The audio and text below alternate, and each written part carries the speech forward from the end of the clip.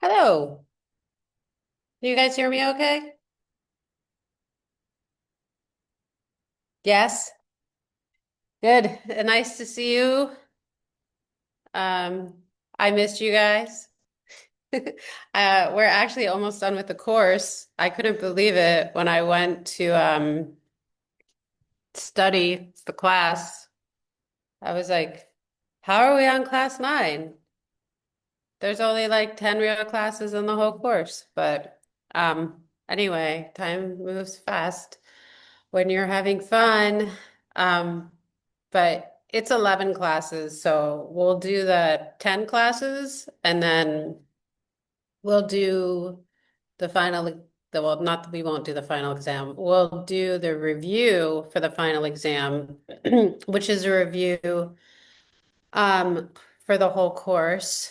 So you guys can come armed with all of your best and worst questions. Um, How many of you were listening to Geshe Michael's classes over the last week? One, two, a few of you. Good. Um, oh, I can only see those of you who have your videos on. Let's see, show non-video people.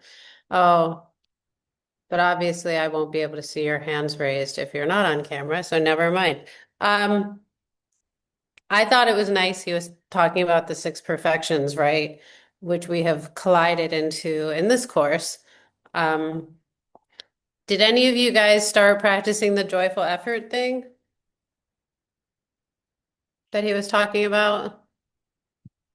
I see guilty faces. You all look so guilty. It's okay. You should try. Oh, yes, good. Good. That says yes. I'm gonna say, imagine that yes is an answer to yes. I tried to my joyful effort. I've been practicing. Um, Joyful effort is tricky, isn't it? Um, I mean, there's like the natural joy, I think, that comes with, by the way, this isn't part of the class, but I'm the teacher, so I can talk about what I want to. There's the natural joy that that's why you should finish your ACI courses. Um, there's the natural joy that comes with helping people, which how many of you have felt? Like you're doing something to help someone and your heart feels open. How many of you have felt that? Yeah, probably all of you, or you wouldn't be in this class. Um, and that's the sign of joyful effort without even trying. Um, and to be honest, not to be all like, I'm a great person. I'm not a great person, but I do spend a lot of my time trying to help other people. Like probably my mind isn't such a great thing, but my outer functions are pretty good about helping other people. And sometimes I'm very happy to do it, most everything I do, but like sometimes it becomes difficult when the people you're trying to help aren't like being nice to you, right? Or if the people you're helping aren't grateful. I've run into that recently where I was trying to help some people, or I worked really hard for some people, and they were not grateful. And to be honest, I lost my joy for a little while, which is weird, was very unusual for me. And it was actually like a wonderful lesson in how easy it is to lose your joyful effort, and like also to remember why we do things to help other people, and to remember the emptiness of help, the actions we do to help other people, right? Like, are we helping other people because we like it when they're grateful to us? Or are we helping other people with the expectation that we'll get something back from them? Um, Or are we helping other people because we want to become a Buddha and help all people? Right. So I was actually now, well, I wasn't grateful to run into these people, but now as I'm teaching this class, I actually am very grateful to run into them because that sort of taught me what the limits were of my joyful effort in that moment. And it's something I can work on. So anyway, that's what I was thinking about when Geshe-la said that we should think about joyful effort. That's what I sort of came up with. And really, like a lot of you on this call are like the tech team, or you're the interpreters, or you're recording. Um, hmm. So it's important. You're like anonymous people. I don't know you guys. Well, none of your cameras on. I don't think I've met most of you ever. Um, Thank you for helping. But you're not really getting anything directly out of this, and you're still doing it. Um, so you can, that's nice. That probably means you have some authentic, joyful effort, and you should rejoice for that, and we should all rejoice for you. And then we get 10%. Yay! Okay, where are my notes? So I was preparing, this is funny. I will, it's not that funny, but I'll tell you anyway. I was preparing for this class, and I always listen to Geshe-la's recording to prepare. And I thought, well, this is weird. It's only like it's less than an hour long class. That's unusual. So I thought I had prepared the class. I thought I had finished. And then I realized, he sort of, the end of the class was very abrupt. He sort of just stopped mid-sentence. And then I went and looked at the answer key and the class notes, and it's actually quite a long class. I think half the class was missing from the recording, actually. So I'll get to it because this might be a little longer than usual. And translators, I apologize, but we have to get through the class. So okay, so here we go. So today we're going to talk about two states of mind that you want to have as aspiring bodhisattva, or in particular after you take your bodhisattva vows.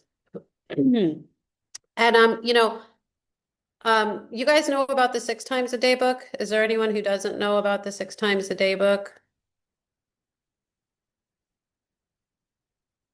Most of you still don't have your cameras on. I'll just assume you all know about the 6 times book, but yeah, I think that's Lee's 6 times book. So basically, why am I talking about the 6 times book? Oh, yeah, okay. So it's a practice where you go through your either your individual freedom vows, like your refuge commitments. And then when you get bodhisattva vows, you add your bodhisattva vows. And then when you get your tantric vows, you add those. And you cycle through your vows, and you stop and you check one vow 6 times a day. So you check 6 different vows 1 time a day. And I started keeping my bodhisattva vows in my book even before I had bodhisattva vows. So if you haven't taken the vows, I recommend keeping them anyway, because they'll make your life better and happier. You'll become a much better person. And you can take ACI Course 7 that teaches you all about what the vows are, because they say one thing and sometimes they mean something very different.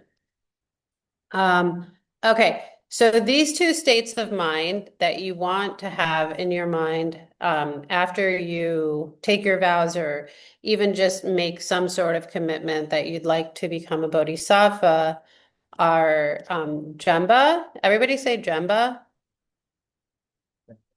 Yeah, Jemba. And Sheshan. Sheshan. I don't see your mouths moving. Everybody say Jemba. Good, thank you. And say Sheshan. These are important words because they come up again and again and again and again in Buddhism. So if you want to, it's good to know these words. You're just going to keep hearing them again and again. And it's embarrassing to like be studying for 20 years and still be confusing Station and Jemba. So don't be like that person. I cannot imagine who I would be talking about. Okay. So, um, can you put up the thingy? I don't have much PowerPoint today because I didn't want to torture you guys with too much Tibetan, but these words are important, so I'm going to share them. Yeah. So Jemba is the guy with guitar face. You guys know guitar face? Who knows what guitar face is? This is guitar face. This guy. He's like so focused on what he's doing. Um, he's so focused on the music that he's sort of lost track of his face. And you see it with a lot of very funny, you see it with a lot of, I don't know if women don't do it so much because we want to look pretty. I think more than guys care about what their faces are doing. But male guitarists, especially, they'll be like playing guitar and then they'll like make these funny faces. Even Geshe Michael does it when he plays guitar. Geshe even gets a little like guitar face with his like eyes are up like here because he's so focused on what he's doing.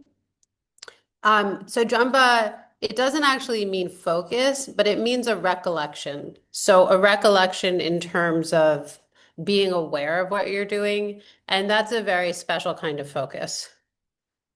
Okay.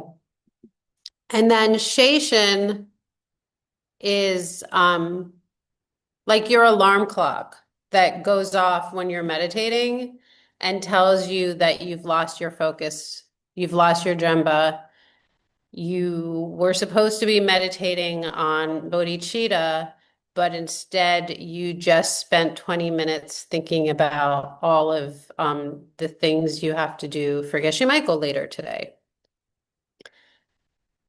So, or all the things you have to do for your boss, or you're thinking about the date you went on last night, or you're thinking about the TV show you were watching yesterday, and the alarm clock didn't go off.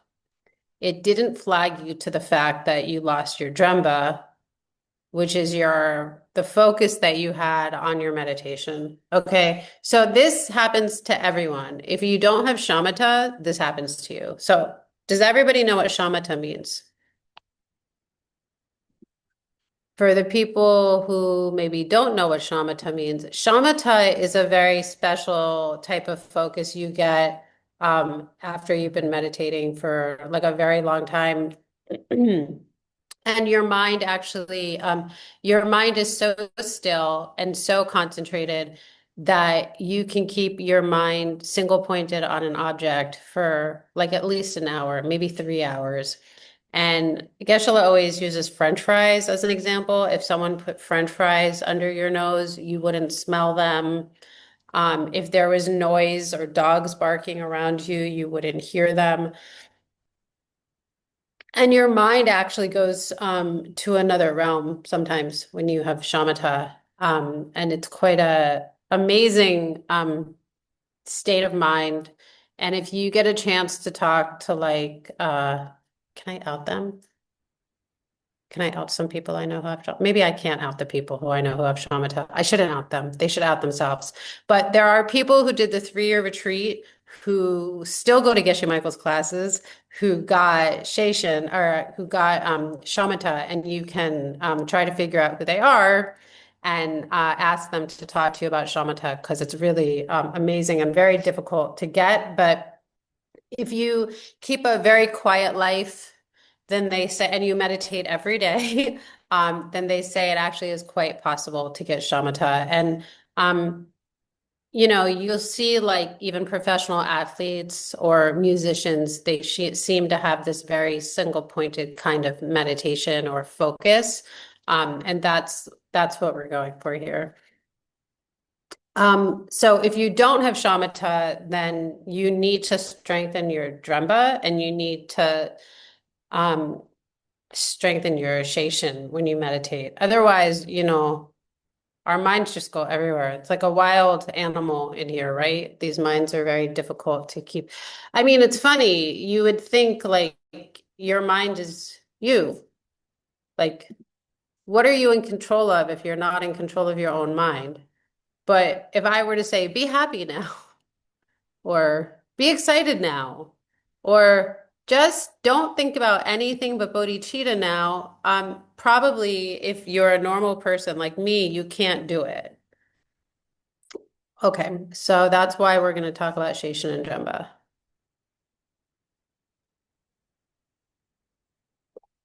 So who knows what the first problem of meditation is? Like you're meditating and um, what's like one of the biggest challenges with meditation? Anyone know? Or any of the yeah, laziness is one of them, but that's not the first problem with meditation. You can just throw out any problems with meditation, but Olga, I can't hear you.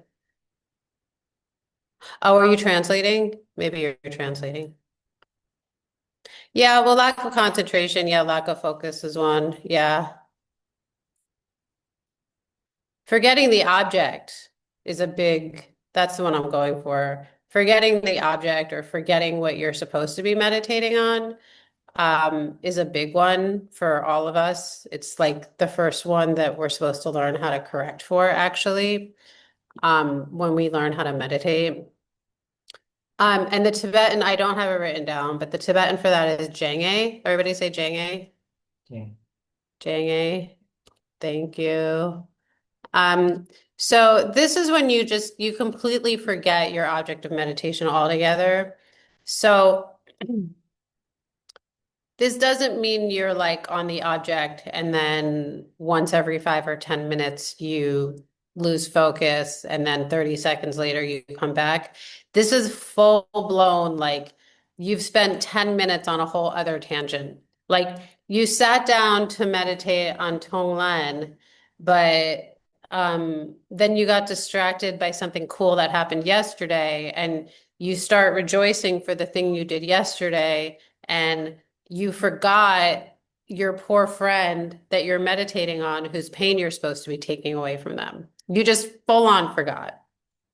Or sometimes, like if you're a Diamond Way practitioner, you sit down to do your mantras, and then halfway through your like X number of mantra commitment you have, you realize you've suddenly started saying a whole other mantra altogether. That happens in like a month-long. That's happened to me in a month-long retreat before, and it's funny, but also, has that happened to you, Jack? Yeah, it happens. You totally forget what mantra you're supposed to be saying. So Dremba then is the opposite of that. Um, the actual definition of Dremba, it's to hold a virtuous object in your mind without losing it. To hold a virtuous object in your mind without losing the object. So, like in meditation, that means you sat down to do Tonglen on your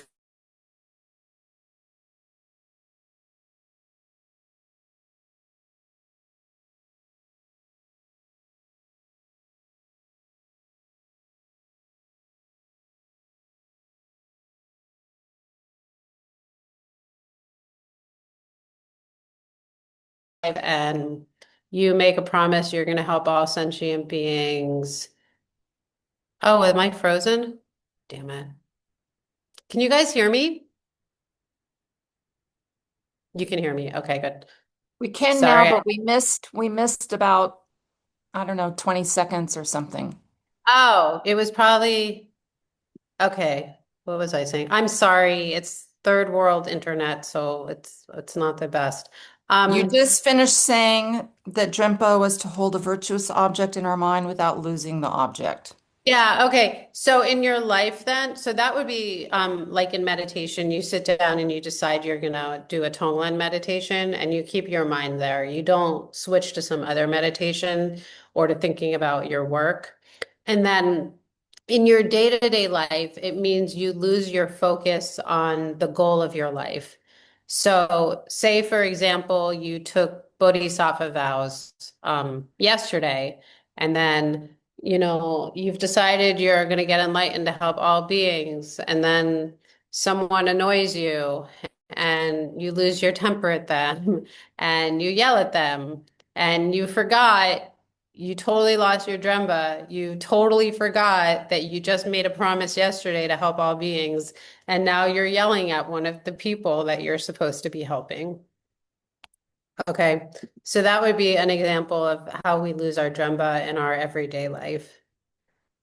And then Master Shantideva says that we should be using our recollection to think about the three jewels. So, what are the three jewels? Who can tell me what the three jewels are? Who can recollect what the three jewels are? Just call it out. Dharma, Sangha, Yep. And Buddha. Buddha, good. Buddha, Dharma, Sangha, good. So I think we talked about this. There's like the actual Buddha, Dharma, Sangha. There's like the nominal Buddha, Dharma, Sangha. And then there's the actual Buddha, Dharma, Sangha. So today we're going to talk about the actual Buddha, Dharma, Sangha.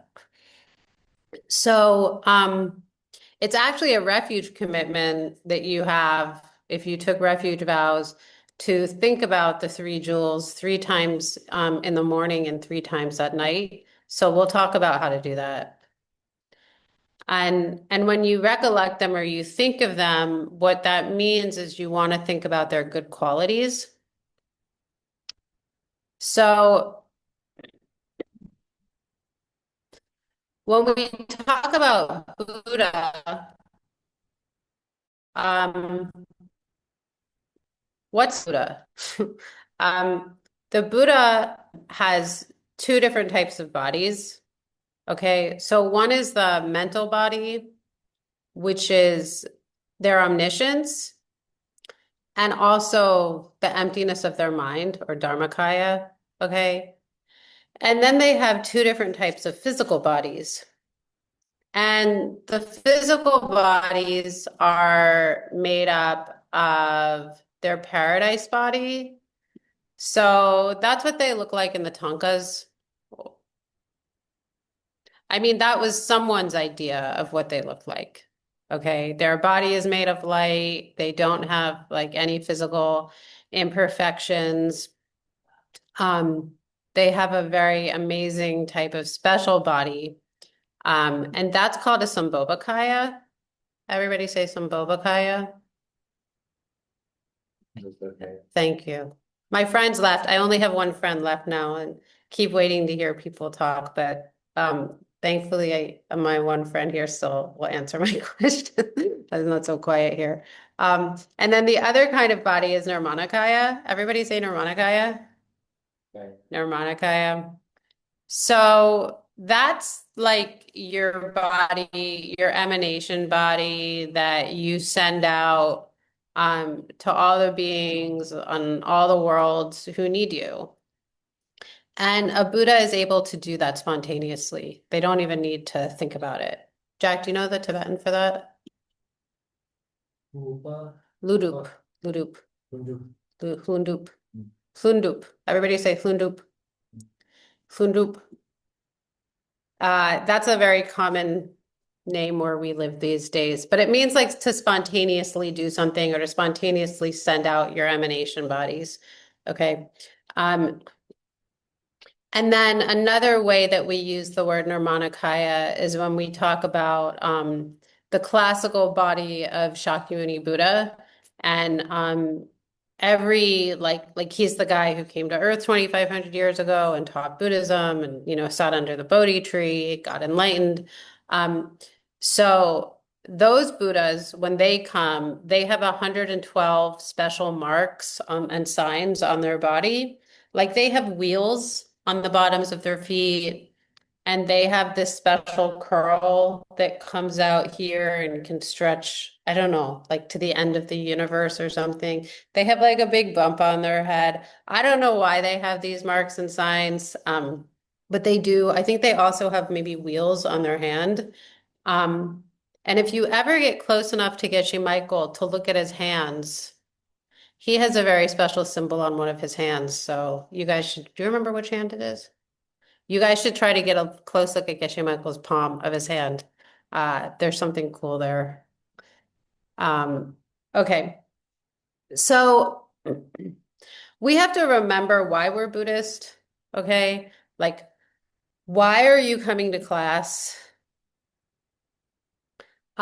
Is it to become less stressed out? I mean, your main goal, okay? Like, we're human and we live in samsara and we're all stressed out, or depressed about something. And I mean, there has to be something that like emotionally initially draws you to Dharma class, okay? So, um, coming to class because you're stressed out is okay, but there is a higher goal, okay? There's nothing in the Buddhist text that says we're going to make you less stressed out. In fact, some Buddhists I know are more stressed out because they're so committed to helping so many people, and maybe they overextend themselves a little bit in their desire to help so many people.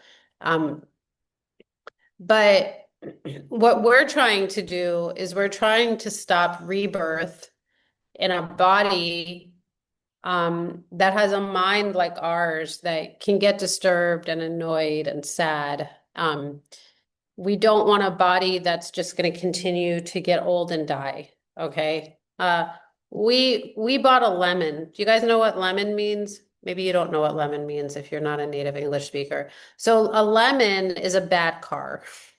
I mean, there's the fruit lemon, but there's also a lemon which is like you go to the used car dealer and you buy what looks like a really good car.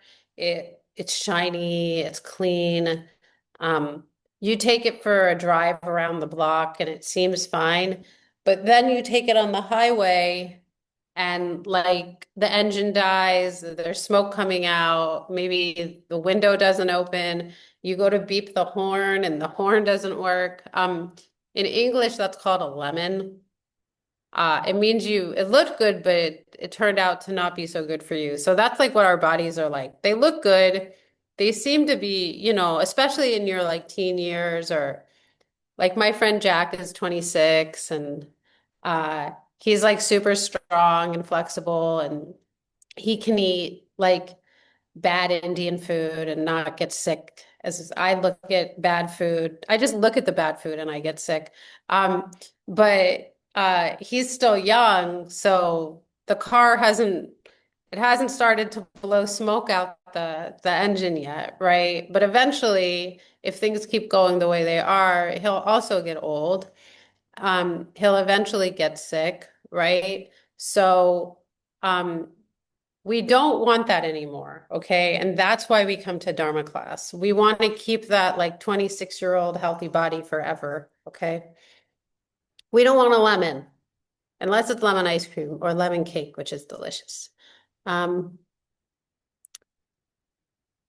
so our bodies have nowhere to go but to get old because the forces that created our body, the karma that created the body, it's also stored inside of that seed, is also the seed for the body to wear out. So it's crazy, right? Like, I don't know, in a way, when you plant an apple seed and you get an apple tree, the apple seed eventually goes away, right? You don't have any more apple seed. The thing that created the tree goes away, right? Like, as the tree is growing, the seed gets decimated. So, it's the same thing as we are aging, our body is getting decimated, okay? So, the point of coming to Dharma class is to stop that. We don't want a body that self-destructs or a mind that self-destructs. And then it's the same for all the objects in our world. They're all made to self-destruct, okay? All of our relationships, all of our smartphones, our laptops, our clothes, everything, everything is made to self-destruct. I've been in India for like over a year now, and I don't know what it is about India, but it does something really harsh on your clothes. Um, and like all of my clothes have holes in them now, except for this t-shirt that Flavia and her boyfriend bought me, which is why I'm actually wearing it to class today. So we want to break out of this cycle of things getting old and breaking and dying. Okay. Everybody say ke, ga, na, shi. Ke, ga, na, shi. Ke, ga, na, shi. Yeah, so that's, do you know ke, ga, na, shi, Jack? Okay, so ke is to be born, ga is to get older. You know, na? Yeah, na is sick. Like go nagi do means my head hurts. And she is death. Okay. So we want to get out of that. Okay. So how does Jumba apply here? Where I'm talking about this body that gets old, and then I talked about the Buddha's body, um, with their paradise body and their emanation body. How does Jumba apply? So throughout the day, you can keep your mind on getting your paradise body so that you can serve other people that way.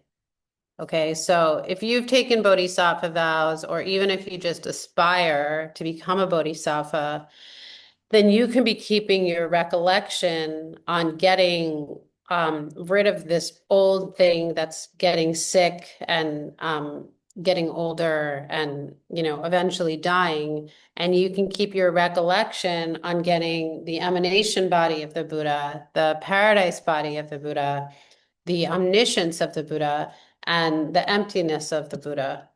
But you want to hear something that's so cool? The emptiness of the Buddha's mind is the same as the emptiness of your mind. So in a way, you already are 25% a Buddha.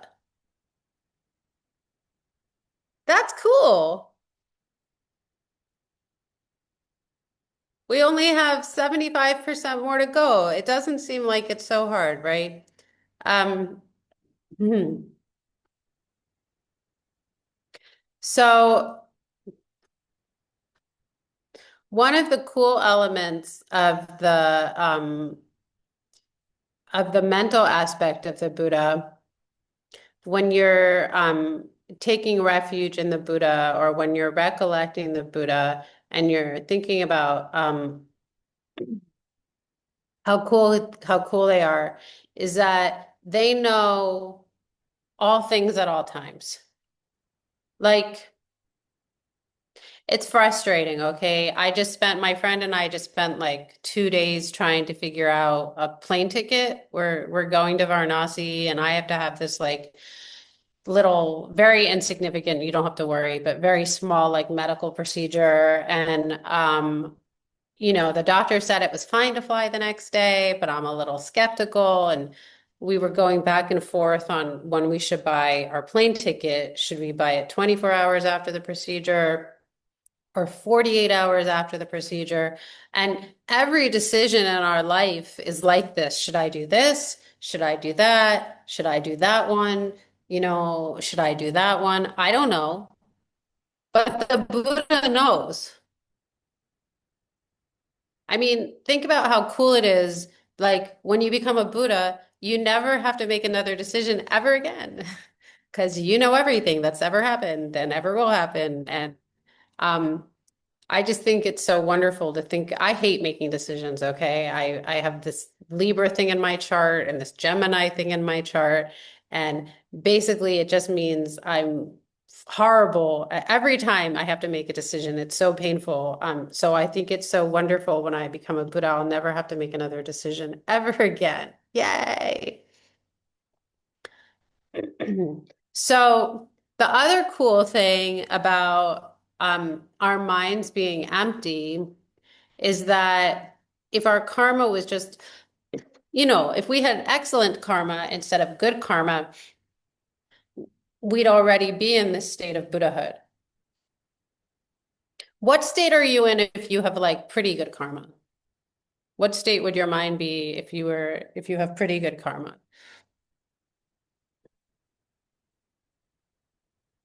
You'd be a human. which I think you are a human. Yes, thank you, Flavia. Yeah, you'd be human. Okay. Um, what state of mind would you be in if your karma wasn't really all that good?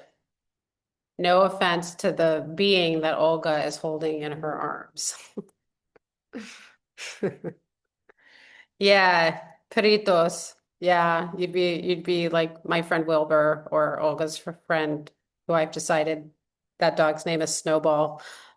Because that dogs look like Snowball to me. Anyway, yeah.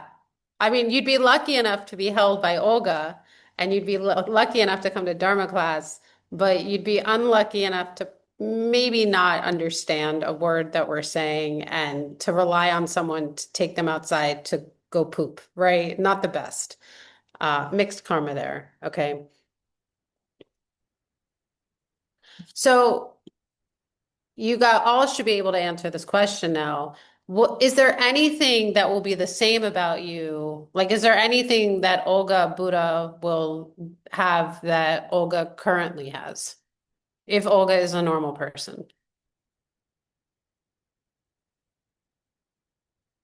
No, actually, when you become, well, the Buddha's body is different. The Buddha's body is made of light and they don't have like organs.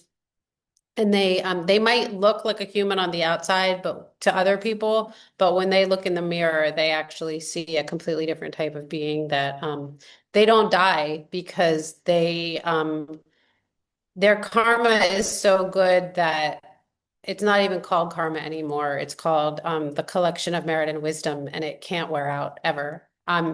But yeah, I think someone said that. Did someone say, what did you say, Olga? Yeah, the emptiness of your mind will be the same. Exactly. The emptiness of your mind and the emptiness of Olga Buddha mind is exactly the same. Okay, who knows what the second jewel is? Sorry, I skipped. Who knows what the second? No, yeah. Who knows what the second? Who knows? I was looking at the answer for the third one and decided I skipped. Who knows what the second jewel is? Dharma, good. Yeah, the second jewel is Dharma. So the second jewel, when you're thinking about, when you're recollecting the second jewel, the Dharma jewel, you have to mainly focus on the direct perception of emptiness. That's the actual Dharma jewel. Okay. So like the nominal Dharma jewel is books, like the Dharma books or books written about emptiness. But the actual Dharma jewel that you really want to think about and recollect during the day is the direct perception of emptiness. Okay. And then the Sangha jewel, who knows what Sangha jewel is?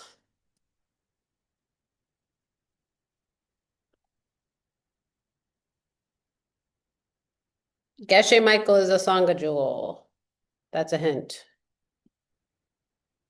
Yeah, so the nominal Sangha jewel would be like the monks or nuns. You could probably stretch it to your Dharma community, but that's a little bit of a stretch. Yeah, but the actual Sangha jewel is Aryas. It's anyone who's seen emptiness directly. So you have to start to think as an aspiring bodhisattva, um, how are you going to keep the emptiness of a Buddha in your mind, the direct perception of emptiness in your mind, and the fact that there's an Arya or maybe more, maybe more than one Arya walking around our planet. How are you going to keep those thoughts in your mind throughout the day? Okay, so this is ultimate Dremba. This is ultimate recollection. Okay. And then the other kind of Dremba is to think about um like a virtuous goal that you make for yourself in the morning and that you keep it in your mind all day long. So, make it specific. Like if you're a person who gets jealous easily, maybe you make a resolution in the morning that you're going to work on your jealousy today. You're going to work on being happy at work. You know that someone's getting a promotion today, and you know it isn't you. And you make a resolution that when they announce whoever it is who got the promotion today, you're going to do your best to be happy for them and not jealous because you took Bodhisattva vows and you promised you'd help all the beings get everything that they want. Or if you're a person who like is prone to irritation, maybe you're gonna make it a goal today to like make sure your blood sugar stays stable because you realize that's a trigger for your grumpiness. So you're gonna like make it a goal to eat healthy meals and to have enough snacks that your blood sugar stays even so you don't get grumpy today. Okay. And then you're not going to forget to eat. You're going to keep your Jumbo on that. Okay. So there's thousands of virtuous objects. All right. And as Buddhists, we tend to pick like hundreds of them to try to focus on every day, and it's impossible. I have a friend, and they have lots of different Dharma practices that they like to do. They have lots of different sadhanas they like to do. They have lots of different prayers they like to say. Um, and it can scatter your mind a little bit to do so many practices in one session. So Master Shantideva himself recommends picking one practice and to stick with one practice for like, Master Shantideva says 6 months. Geshe Michael actually suggested like 1 month to 6 weeks. That normally we tend to like get a little bored with things after a month to 6 weeks. And then when you start getting bored with a meditation practice or prayers that you're saying, you can put it down for a little while and then move on to another practice that sparks your joy. Um, but we tend to like go to a lot of different Dharma classes and learn a lot of different practices. And then, especially as a new student, you get so excited and you want to try all of them at once. And then you end up getting overwhelmed and not practicing any of them. Or you're like a real overachiever and you actually are able to do all these recitations and meditations in one day, but your mind gets so accustomed to being scattered that you can't really focus very well on any of them. So both Master Shantideva and Geshe Michael suggest to pick less virtuous objects, but focus on them nicely. Okay, it's better to have less virtuous objects and focus on them nicely than it is to have 10 virtuous objects and be totally scattered and unable to do any of them well. Okay. Because then you don't get any results. If you're unfocused in your jumba, if you're unfocused in your object of the thing that you're trying to focus on, then your result will also be unfocused. Okay, so just to reiterate, Geshe Michael and Master Shantideva and Ruby all say it's better to do one practice per session. Don't try to do like 5 different practices in one session. If you're a person who likes to do many practices in one day, perhaps you can do one practice in the morning and a different practice in the evening or something like that.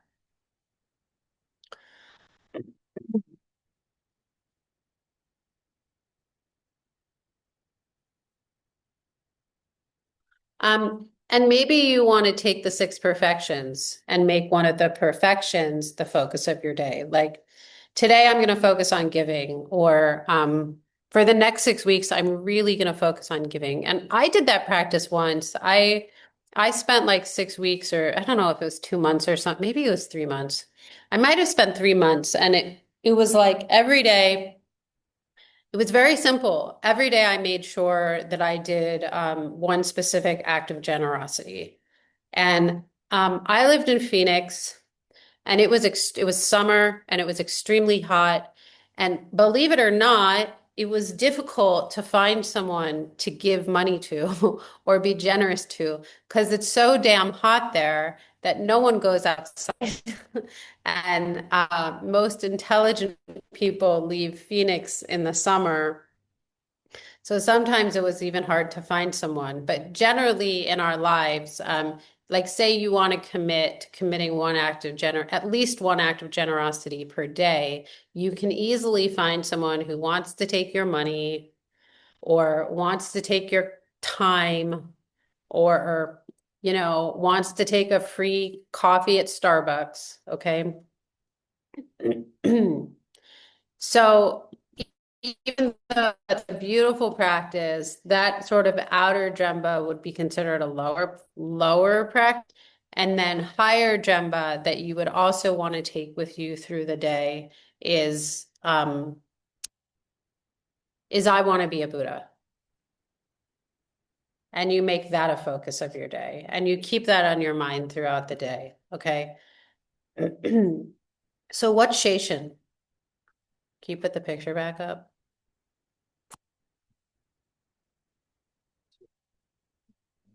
What? Oh, am I on your Wi-Fi? Okay. You guys, I somehow did I? Give me one second. No, it says my Wi-Fi is on. Oh, you did? Okay. No, I'm still on your Wi-Fi. It's okay. Am I freezing on your end? We're gonna have to do something different next time. Okay. I'm sorry, you guys, if I'm freezing.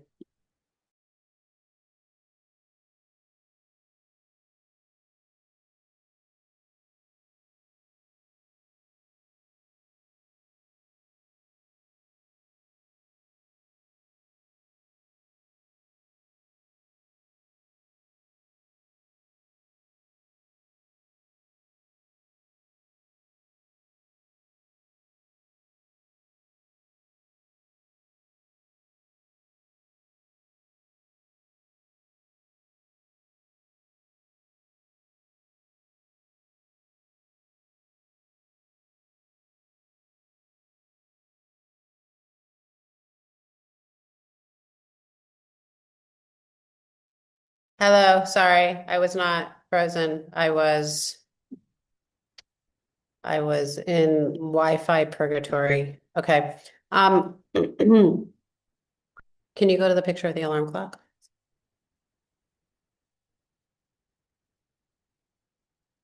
Okay, so Shashin is the alarm clock, okay? Shashin is the thing that reminds you when you're like being rude to a waiter because they took too long to bring your food, because you waited too long to go to eat lunch. Shashin is the thing that reminds you, actually, you made a goal to be patient today. It's the alarm clock that goes off and says, actually, you just lost your Jumba. You just forgot what you wanted to do today. Focus. And then you put your mind back on your original goal, which was to be patient and not get angry today. Okay. Shashin is the alarm that says, hello, you're off your meditation object. Come back, please. Hello. Okay. You can take that down. So on your homework, there's a question. Name 3 special circumstances under which one may be allowed to temporarily let up your typical scrutiny of your thoughts and your actions. So he's acting, when do you have the opportunity? What are the only times that you're really, as a bodhisattva, permitted to get rid of or not get rid of, but to let up on your sheshan and your jamba? So one is if your life is being threatened, like if your life is at risk and you made a goal to stay patient today, it's okay to let go of that goal of being patient today. You can save your own life. I like that he felt that there was obviously a circumstance where someone didn't let go of their Station and Dremba about their patients, and their life was at risk. So he felt the need to tell us it was okay. Um, Interestingly, one is when you're celebrating or making offerings to the three jewels. Very interesting to me. At that point, you're allowed to let go of your Station and Dremba. I don't quite understand why, but you guys can think about it. And then you're also allowed to let go of your Station and Dremba if it would be of benefit to living beings. So you guys can think about what a circumstance like that would look like, because I'm not quite sure. Okay. So how should we move through the day then? We really need to use Station to perfect our ability to watch what we say, what we think, and what we do. So, do you guys think it's possible, like in your current state of mind, to keep awareness of what you say, what you think, and what you do? Or do you think it would be really hard? Who thinks it would be really hard to keep an awareness of what you say, what you think, and what you do? I think it's hard, personally. Yeah. Who thinks it's hard to be aware of what other people say, think, and do? I don't think it's that hard to be aware of what other people say, think, and do. I think I'm doing that all the time. That person slighted me. That person was rude to me. That person seems like, I don't know, are they really keeping their vows that well?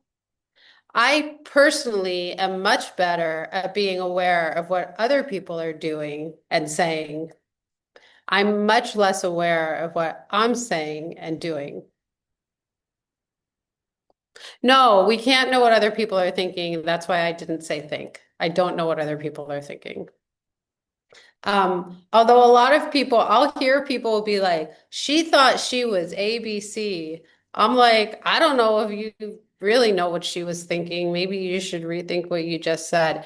Yeah, it's judging other people. And I would say we're constantly judging other people, and we're so busy judging other people that we forget to look at our own behavior.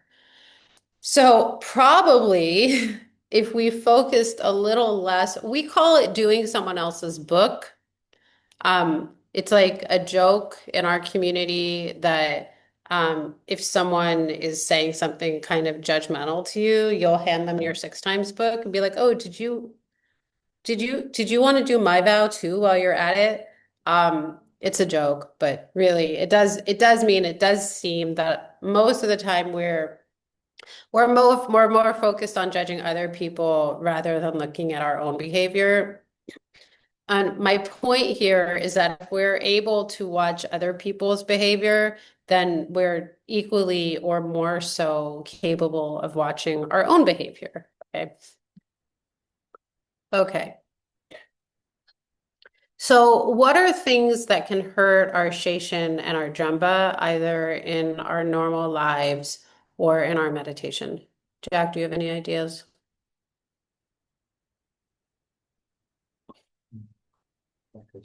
A lack of sleep can definitely hurt our Station or our Jumba, 100%. What else? Too much TV, too much stimulus, too much food, or the wrong kind of food, too much noise, um, spending too much time around too many people. And look, I'm an extrovert. I almost said I was an introvert. I am not an introvert.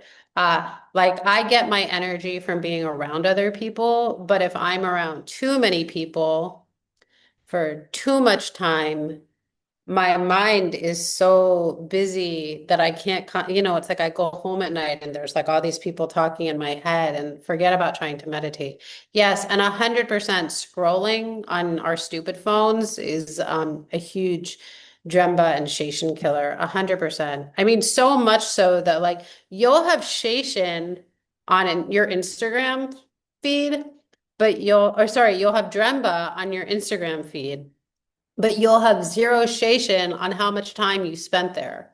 Like you just lost an hour and a half of your life scrolling Instagram And if I asked you, the next morning, well, what did you watch on Instagram for an hour and a half?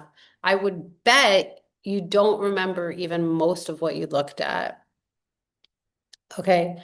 So we want, as Buddhists, to be aware of these things that will hurt our meditation.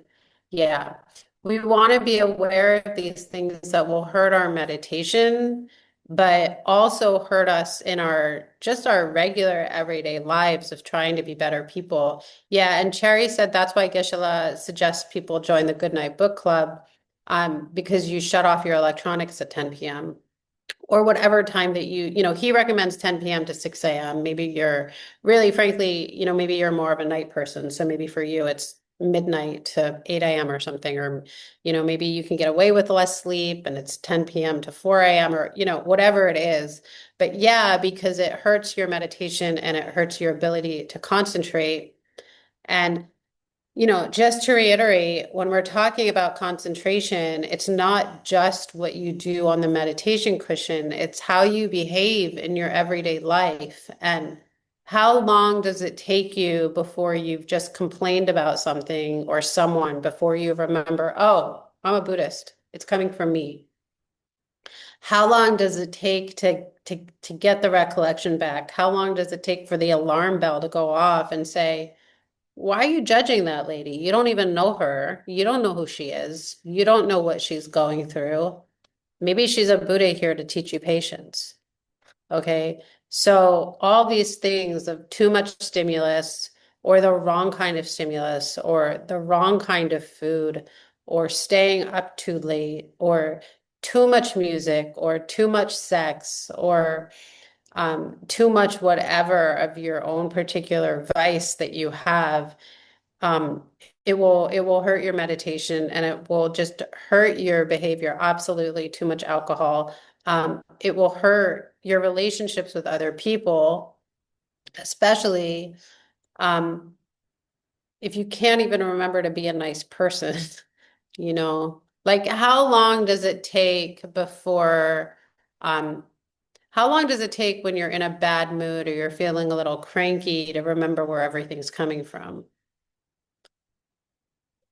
So if you're a person who it takes like 3 days to remember, where that bad mood is coming from, then I would look at how you're spending the rest of your time outside of meditation. It's not enough. Look, it's just not enough to do a crappy 20-minute meditation every day and then think that the other 23 hours and 40 minutes of your life will be spent thinking about other people and that you'll be in some great state of bliss because you spent 20 scattered minutes. Maybe you got 1 minute thinking about the three jewels and 19 minutes thinking about everything else because you stayed up last night late watching Bridgerton. I stayed up late watching Bridgerton 2 nights ago and my meditation was wrecked for a few days. So don't be like me. Okay. Luckily, it's only 8 episodes, so now I'm good for like 2 years on that one. Oh, you watched after I mentioned it. Oh God. I know. It's good, right? It's sweet. Lee lives in like a French chateau, so I think she can relate to all of those like beautiful buildings and stuff. I mean, actually, look, I'm not just saying it, but watching some of these shows, you could, if you were in the right state of mind, and you'd really have to not be lying to yourself, and you'd really have to have strong Station and Jemba. But it could be like a sort of offering, right? Because the costumes are so beautiful and the people are so beautiful. Even watching Netflix could become an offering, but we do have to be careful that we are not deluding ourselves. Okay. All right, good. Um, so then Master Shantideva says, look, if you're too stimulated and you can't control your own mind, then you can either retire to a monastery or, move to the country where there's nothing happening for Well, I would say miles and miles, but most of you would say nothing happening for kilometers and kilometers. Um, or you can do a practice called dropping your eyes, lowering your eyes. Okay. So this would mean, say you live in a place like New York City, where you're constantly assaulted by your senses. Okay. There's so much going on. There's so much glamour. There's so many beautiful people. There are so many weirdos doing so many cool, weird, interesting things that it's like you're constantly being overwhelmed by your senses. So one thing you can do is lower your eyes. You don't actually have to look at everything, okay? You can look at the sidewalk. He does make a point of saying that you should look up sometimes because otherwise you might hit your head on a street sign or maybe you just walked into a dangerous neighborhood and if you don't look up, some guy is going to mug you. So that would be a circumstance in which you could raise your eyes up. Um, I do a thing because I get easily overstimulated these days. So I have these things. This is not an advertisement. I don't even know the brand of these headphones, okay? But I just put these things on and they're noise canceling. And so I'm able to shut out a lot of the sound around me and I'm able to concentrate. And where we live in India, and I spend a lot of time in Nepal, people are very loud and they're on their phones a lot, and the music is always really loud at the restaurants, and like there's always some cow outside, and there's like 20 cute street dogs, and even though it's very rural, it's also very easy to be assaulted, to have your senses attacked all the time. So anything you can come up with to keep things a little quieter inside is very helpful. Um, so you have to like become the curator. Do you guys know the word curator? You have to choose what you allow to come into your senses. So you can always put your eyes down. You can always put on some noise canceling headphones. Okay. Um, Smells, unfortunately, you can't turn off your smells. Very unfortunate in India that you can't turn off your sense of smell. Um, and then Master Shantideva says, if you start getting bored because the cracks in the sidewalk that you're staring at are boring, just look up sometimes. That's the cure for that kind of boredom. It's very simple, okay? Um, and then Master Shantideva, he even says in the reading, well, what do you do if you're trying to control your sense, what's coming in through your senses, and you run into someone you know? Are you supposed to just keep your eyes down and ignore them? And I thought this was so cool that Master Shantideva says, don't be weird, okay? He's got like such a good sense of humor. If you run into someone you know, you should talk to them. Don't keep your eyes down. Like, look them in the eye, be kind to them, be interested in what they have to say, and then you can go on your way. Okay. So, what do you do when you finish resting your mind and you're ready to, or, you need a little stimulus to wake up your mind and now you're ready to go back inside? What do you do? You just lower your eyes again and go back to your practice. You don't have to like do some big ritual to get back into it, okay? But he does say, again, to reiterate, he does say, do look up sometimes so you don't hit your head or get mugged. Okay. And then I'm going to read this quote from him, from Master Shantideva. I think it's very relevant for all of us these days. I should keep myself from engaging in all sorts of useless conversation, such as talk about the leaders of countries, criminals, or the like.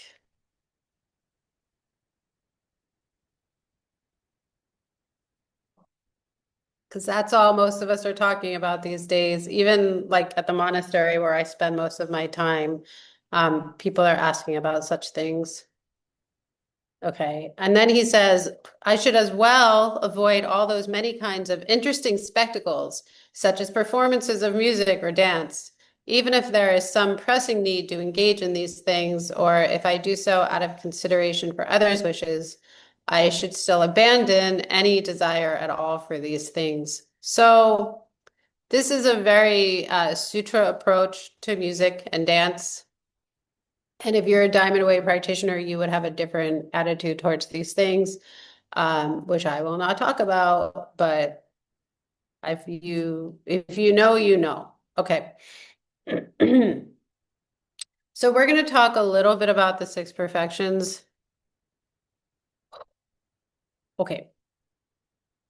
I will slow down. Let's have a drink of water.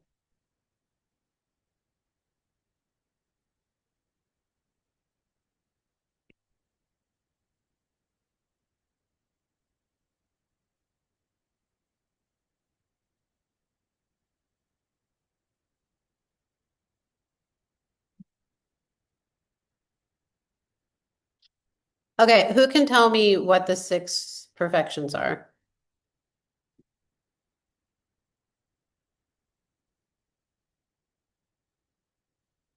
Okay, I'll start you off. Giving is perfection number one. Who can tell me perfection number two?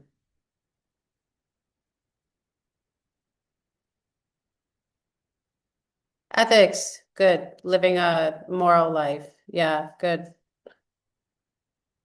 Number three, paciencia, which I think, did I say it right? Paciencia? Yeah, patience. Good. I cannot read whatever language that is. I apologize, but if someone can translate what's in the chat for me, I'm going to assume that that says joyful effort, which is correct. Who knows number five? Unfortunately, my Sanskrit is not true there either. So number five is concentration, and then, or meditation, but it's concentration. And then number six, who knows number six? Hmm. That's right, wisdom. Good job. Okay. Okay. Who knows them in Tibetan? Jack. Yeah.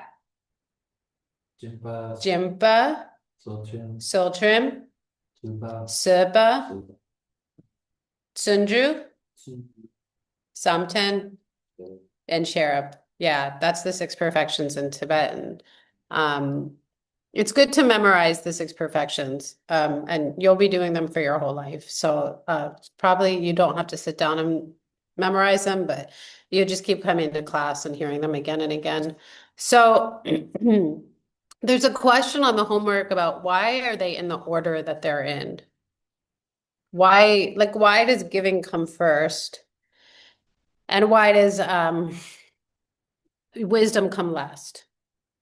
So first of all, they're in the order they say of least important in your like Dharma path to most important in your Dharma path. Okay. Um, and then there's an order, there's a what's the word? What's the word I'm looking for? There's a reasoning behind the order. Okay. So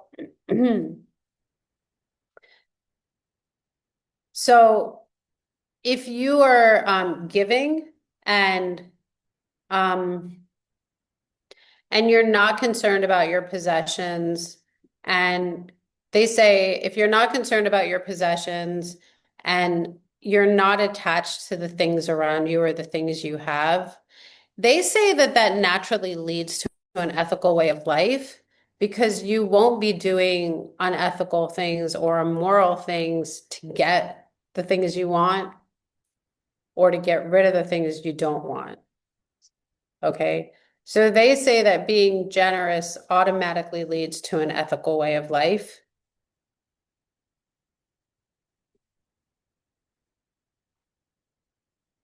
Okay. Like you won't harm someone. If you're not attached to money or stuff, then you won't hurt people to make more money. Okay. Um, okay, just think about a ethical company or something. If like Tom's Shoes, I don't know, I've never done research on them, but there's this company where they give a pair, if you buy a pair of shoes from them, they give a pair of shoes to a hungry kid in Africa. Okay, so you could see how like them being willing to give a pair of shoes naturally leads into ethical action of taking care of other people. Okay. Also, their shoes are very comfortable. Um, okay. Hmm. And then the ethical way of life includes restraining yourself from negative actions. Um, and and it includes fighting any sort of negative emotion you have, which would naturally lead to patience or not getting angry, the art of not getting angry or irritated. Okay. And then if you're not angry and irritated, then you naturally would feel joy and you would naturally feel um, joy in doing good things to help other people. Okay.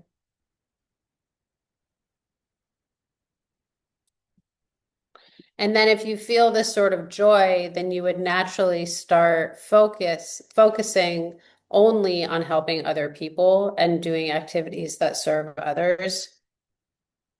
And then the activity of concentrating single pointedly on helping others would naturally bring you into a state of concentration that you could use when you meditate. And then meditating and having single pointed focus would naturally take you to an understanding of emptiness. Okay, so that's how the six perfections all lead to each other. And I think it's important, Geshe-la was how he said how, like I feel like joyful effort, like Tundru as a perfection sort of gets forgotten about a little bit. Like it's sandwiched in between three that we feel are really important, which is generosity, maintaining an ethical way of life, and not getting angry. And then, it's sandwiched between those three, and then meditation and wisdom, which are obviously so important. I think joyful effort sort of gets forgotten about, but their joyful effort is the bridge. Because if you don't have joyful effort, then like you wouldn't spend all night going to Costco to shop for poor people. You wouldn't practice that generosity. And if you didn't have joyful effort, then you wouldn't be able to keep your patience when you were trying to take care of people and they were being really ungrateful and shitty to you. Okay. And if you didn't have joyful effort, then even when your meditation was very difficult, you wouldn't continue trying. And then if you don't continue your meditation, you'll never get to see emptiness directly. Okay. So the joyful effort is really, really key. I think even though we're not in that retreat at Diamond Mountain, we should try to practice this joyful effort for the next week or so, at least until Saturday when they get out of their retreat. Okay. Okay.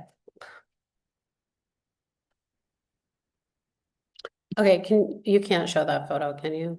Is it because you can't get on when I'm on? I have to share the screen? What? Didn't want to slow down. Oh, I see. Okay. I have a picture I want to show you guys. I have to see if I can figure out how to do this.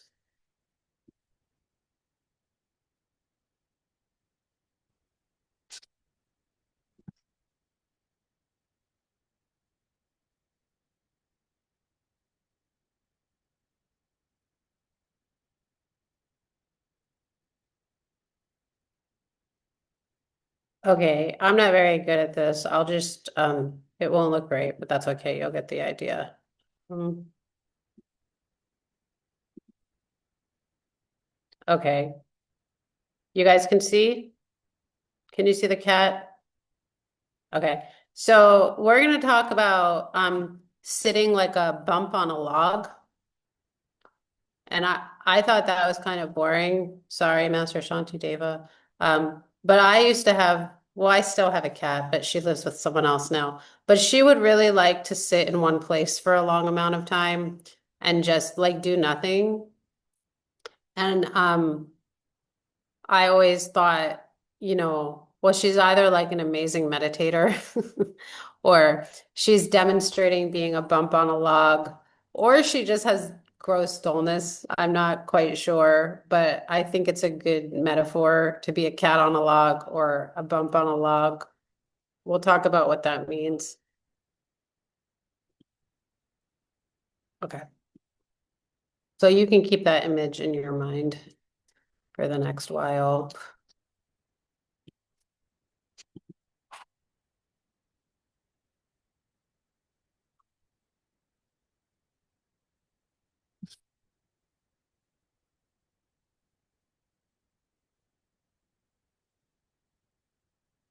Okay. Um, so there are different circumstances in our lives where we want to stay like a bump on a log. And what does that mean in particular? It means you want to stay like a piece of wood. You want to freeze, okay? This is a sort of mindfulness. So it can apply to like you're doing a misdeed, you're about to say something mean to someone and you bump on a log yourself. That's not proper English, but we're going to make it a new term, okay? You bump on a log yourself. You make yourself a bump on the log, okay? You freeze. What does a bump on a log do? Bumps on logs do nothing. They just sit there, like the cat in the photo, okay? Um, so basically, it means anytime a mental affliction is coming, you just freeze. I don't remember if I told you guys, I was sitting next to Geshe Michael once. He was eating did I tell them the Cheerio story? Geshe Michael was eating his Cheerios. Someone said something just really inappropriate to me, and I went, and he took a spoonful of Cheerios and put it in my mouth, like an overflowing spoonful of Cheerios was shoved in my mouth. So I could not respond to this person who said something extremely inappropriate. Uh, yeah, it's like restraint, but it's more than restraint because you're frozen. Restraint sort of implies that you can't really restrain yourself. Restraint implies in some ways like you're still doing something active to fight it. And bump on a log is literally you just freeze, you just stop. Okay. Like restraint to me implies a little bit that you still have some fight left in you and you might not be able to really keep your mouth shut. But if you have a spoonful of Cheerios in your mouth, you literally cannot say anything. It's that sort of feeling, okay? And this is a type of mindfulness or recollection, okay? So Master Shantideva gives some examples of situation in which you might have some bad habits or bad deeds occur and in which you want to stay as a bump on a log. All right. So the first one is, these will all sound familiar to you, by the way. Chakba, which is to like something ignorantly. You might have heard it as duchak. So liking it ignorantly, remember, it means that you have so much of like an addiction towards the thing that you would be willing to hurt someone else to get it. So can someone give me an example of that? And then we can talk about how to be a bump on a log.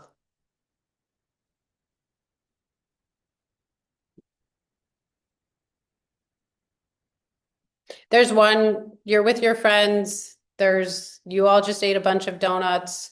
You know your friend, you know your friends really love these donuts and it's hard for them to get them.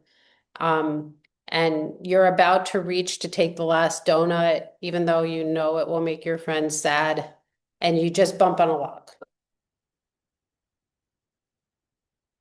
Bumps on logs don't have hands that reach out and take the last donut, okay? Okay. The second is troa. Everybody say troa. Okay, so that's disliking things ignorantly, to the point where you would do something non-virtuous to do it. So someone says something really mean to you and you're about to give them an obscene gesture, but you're a bump on a log, so your hands are frozen, so your middle finger isn't going anywhere. Okay. The third one is pride. Nagyel. Can you give me an example of how you could bump on a log, Nagyel?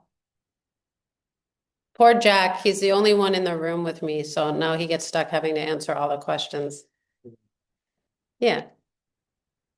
I think you're. Um.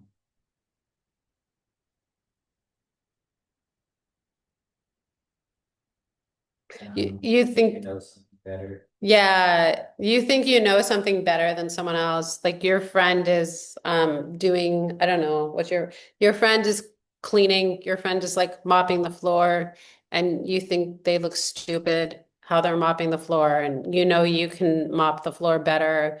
So you would grab the mop from them and make fun of them, and you know they feel bad about themselves, but instead you just bump on a log and you turn your attention elsewhere. Okay. Is it wrong to help your friend who's struggling with the mop?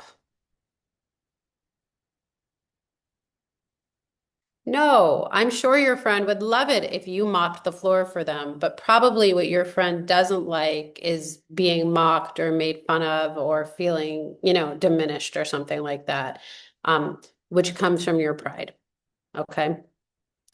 The fourth situation where you can bump on, don't worry, there's only 9.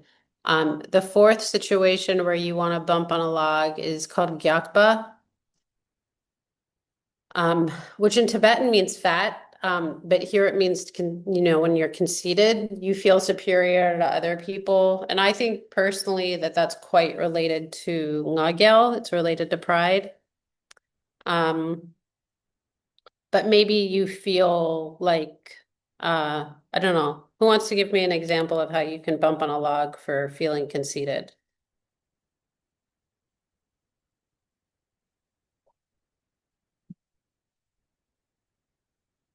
Lee, you have an example for me?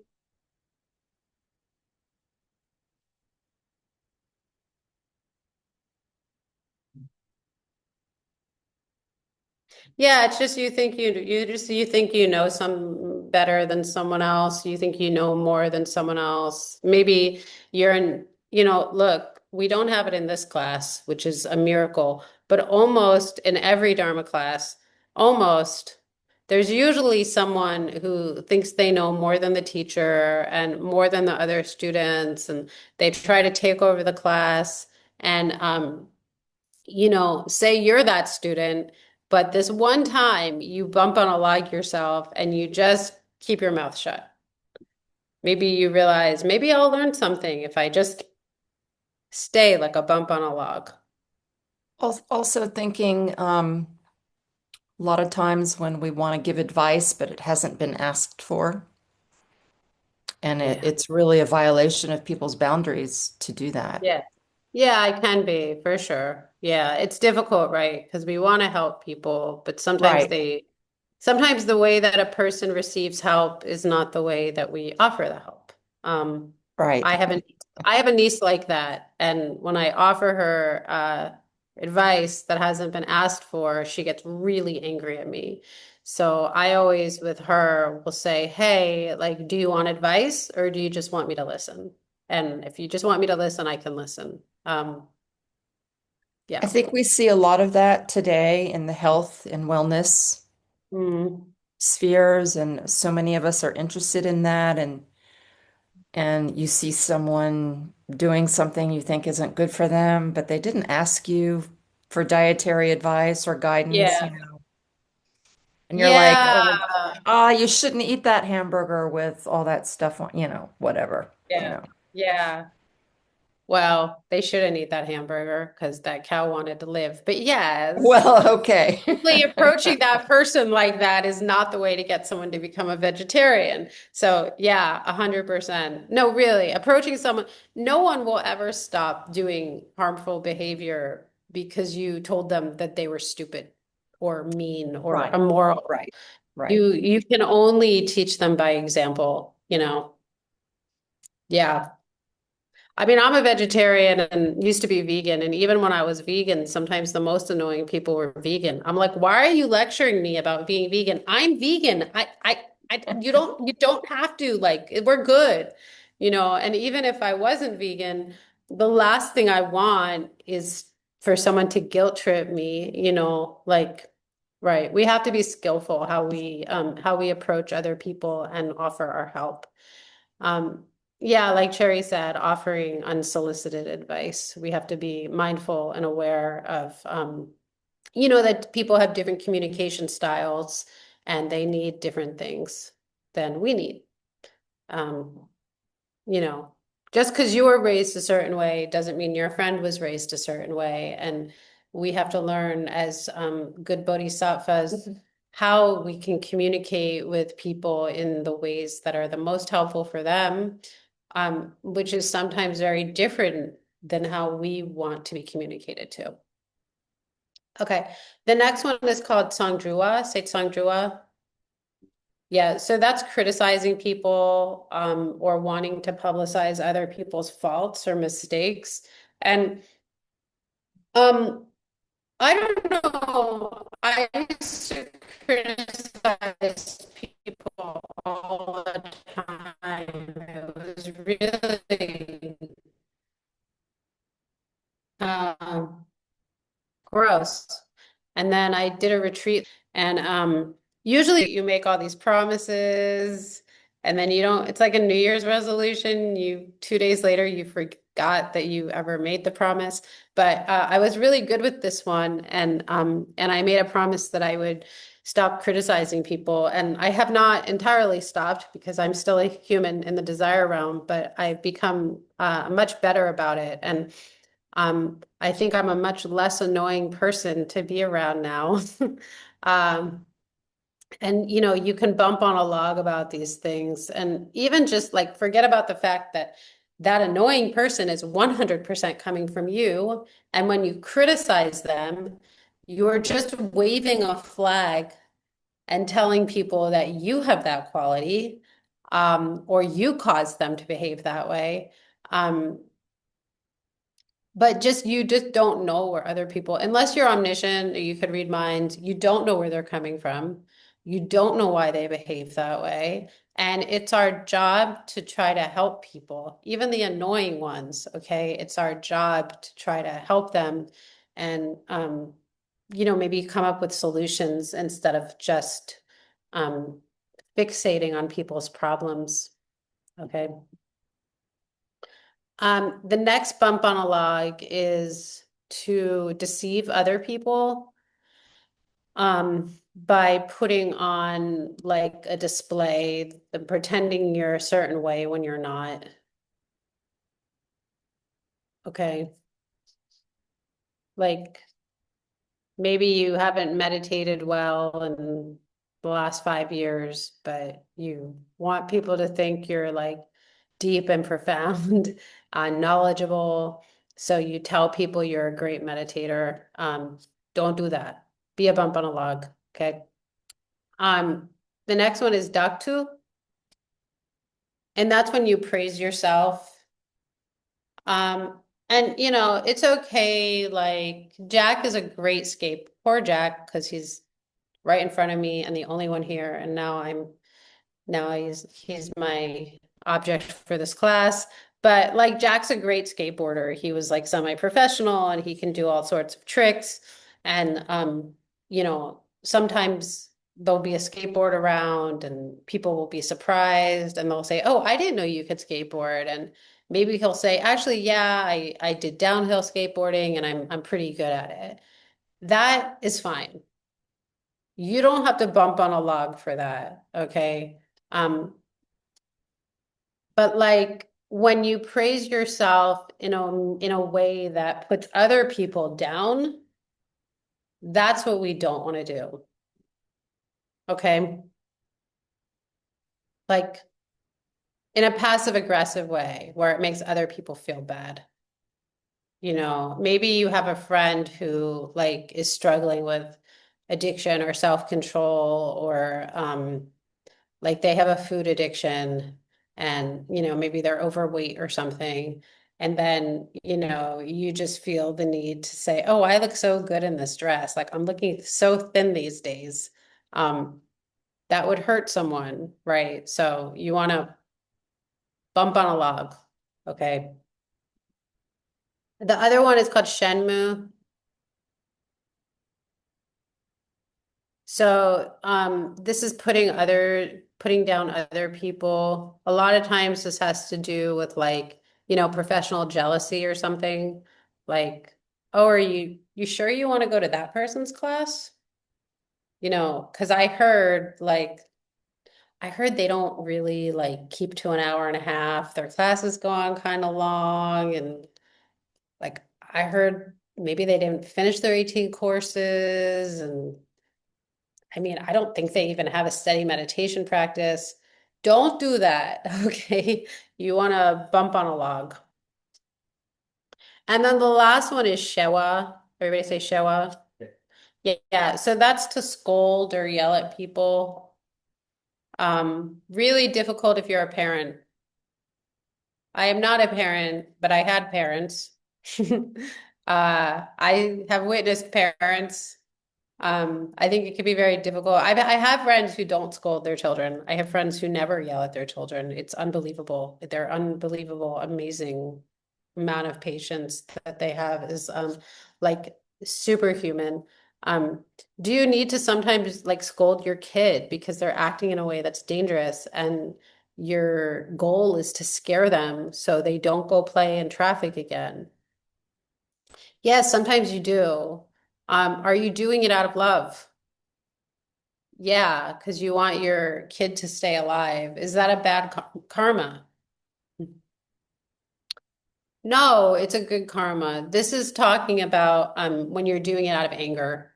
You scold someone out of anger. And, as teachers, there's four modes of a lama. Do you guys know the four modes of a lama? So the four modes of a lama are Shi, Gye, Wang, Chuk. Everybody say Shi, Gye, Wang, Chuk. Right. So the first one is peaceful. Shikshiwa is peace. Um, who's a peaceful lama? You guys take more ACI classes than I took them with like one person. Who's like a peaceful lama that you've taken ACI classes with? You can call out a name or put it in the chat. Who? Right. Sarani was the first one I thought of actually. I think Sarani's pretty peaceful unless you don't do your homework.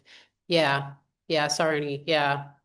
Yeah, Olga agrees. Unless you don't do your homework, she might be let. But even if you don't do your homework, she'll just very peacefully kick you out of her class, I think.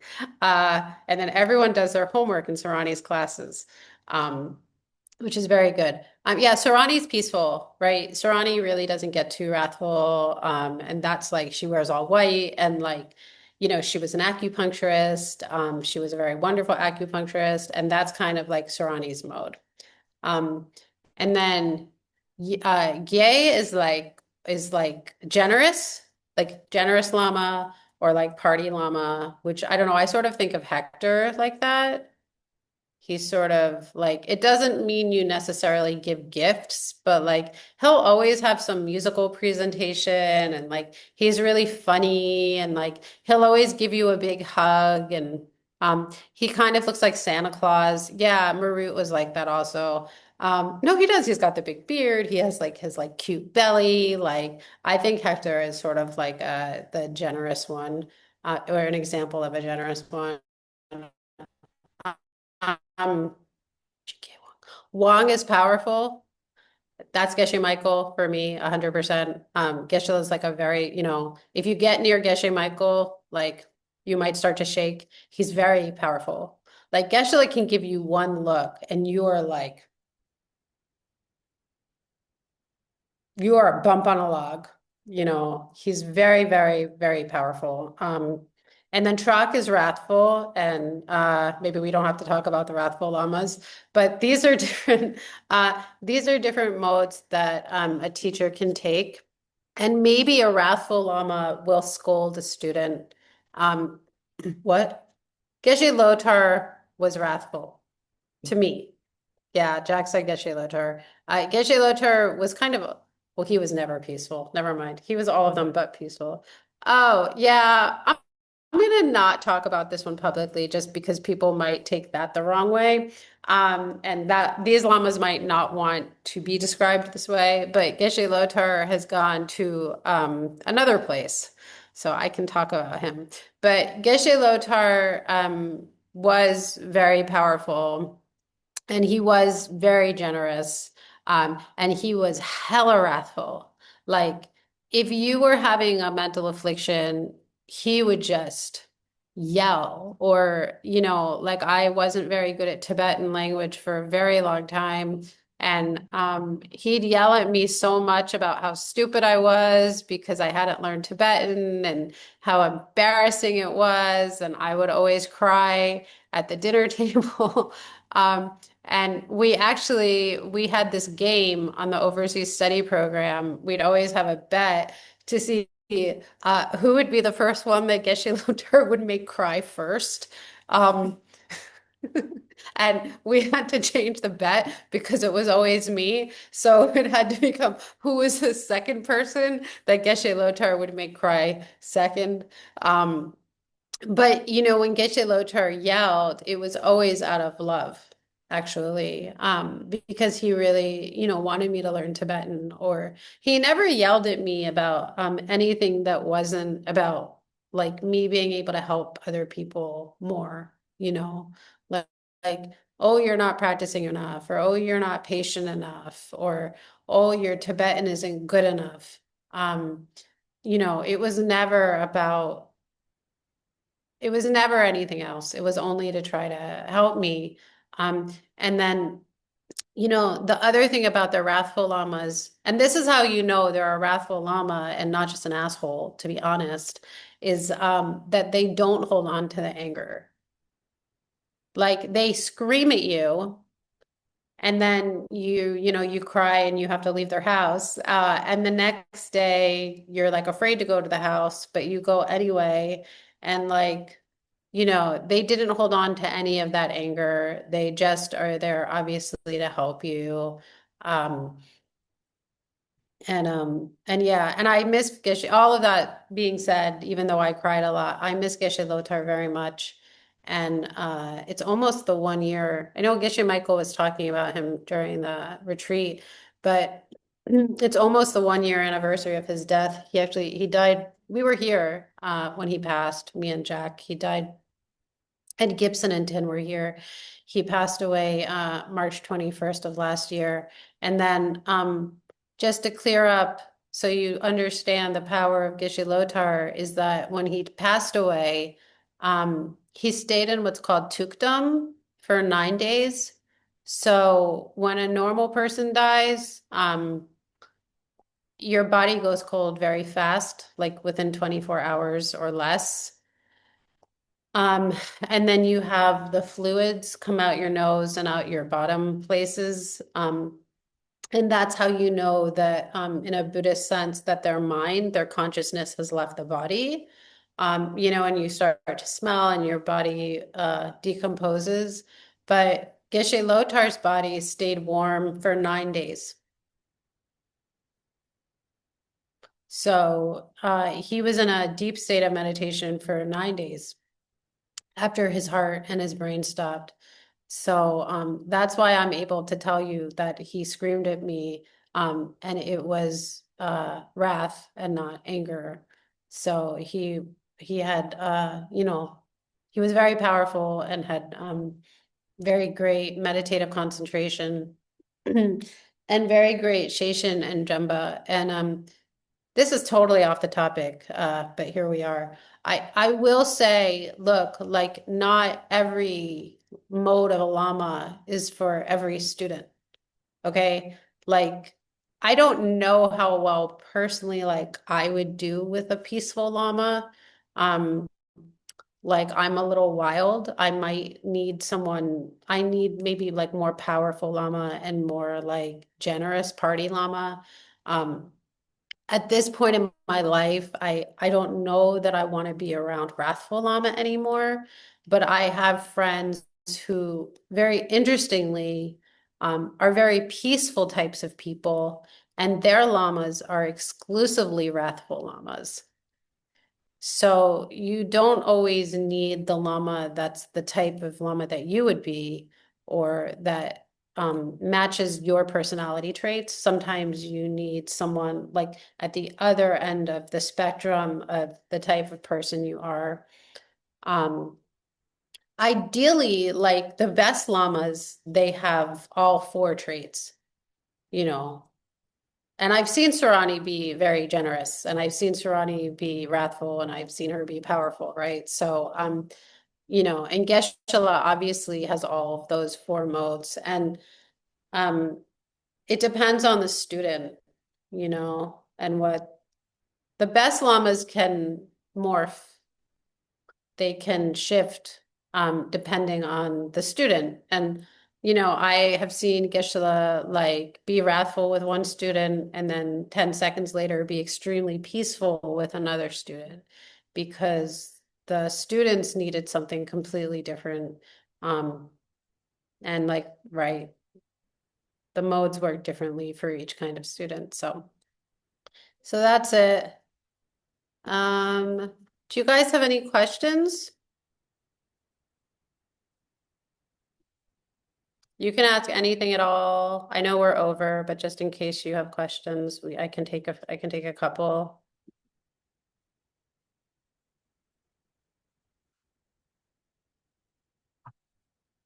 You have anything?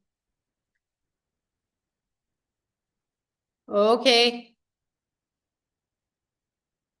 As Ken Rinpoche would say, everyone knows everything, so I have done my job. So good. Uh, we will meet again on Monday, and then we'll meet again on Thursday. And then that'll be the end of this course. So it's good to come for the review. And then if it's good to come for the 11th class. And it's good to review a little bit of your notes before you come so you can collect any questions that you have. As far as I'm concerned, I'm happy for you to look at the final ahead of time. And then you'll know if you have any questions. But for the review class, we'll just go question by question through the review anyway. But I'm very happy to answer any questions you have during that class. Okay, I'm sorry we ran a little long. It was just a little bit long of a class today. Thank you guys for coming. Lavinia, nice to see you, even though I can't see you. Thank you for coming. Thank you. Thank And you. Thank you for yeah, teaching. good. So yeah, thank you. So I'll see you guys on Monday. Have a good weekend. Yeah, see you Have a Monday. good weekend. Thank you. Thank you. Bye. Bye. Have a Bye. nice weekend.